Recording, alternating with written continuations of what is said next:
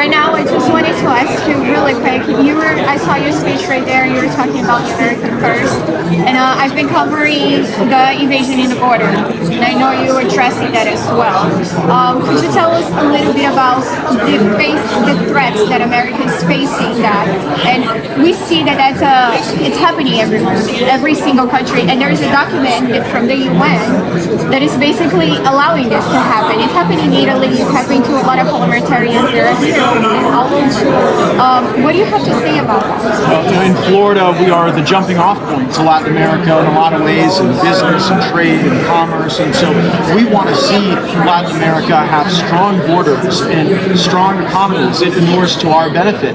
The traffickers and the cartels and even some of the globalist entities that you referenced that are facilitating these mass waves of humanity across borders, that's really existing to create a more permissible environment for the thugs and criminals. And the drugs are able to move more easily when you don't have those well-established borders. And so my hope is that we see more Latin American countries look at some of the examples set by President Bukele in El Salvador, where we've seen a reduction in crime, where we've seen a restoration of territorial integrity, and certainly in Brazil, you guys have got a lot of work to do to have fair elections, and also to I think go back to some of the policies that Brazil had previously that were more in line with. We're trying to get Bolsonaro back. I've been living in Florida for 9 years now. I'm also American, so I bring information back and forth. Now we see this as an attack to sovereignty.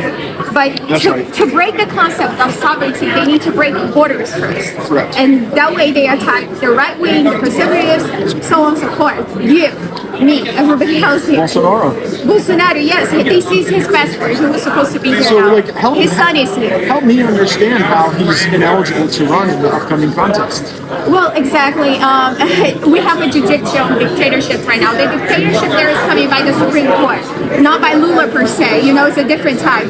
And they are backed by Soros, the globalists in the East, but also the communist group aligned by Russia and China and Iran. I could go on and on telling you about that. His son is here and he can say I know him better.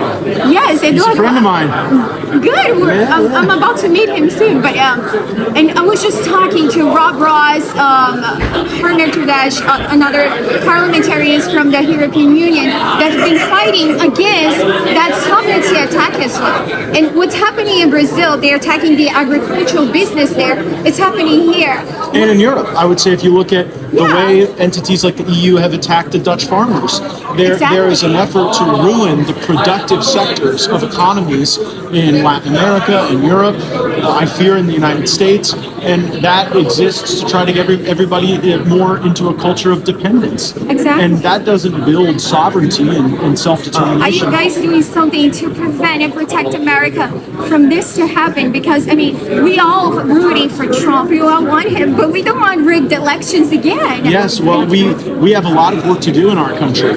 We really have a lot of work to do, and I think that is best going to be animated and effectuated by President Trump's election to office. But he requires a team as well, and that's my role. My role is to ensure that the United States Congress is ready to send any president good policies that enhance sovereignty, that preserve our borders, and that lead to the deportation of people who have come across our borders illegally. Of course. Yes. Thank you so much. Thank you so much. I appreciate it.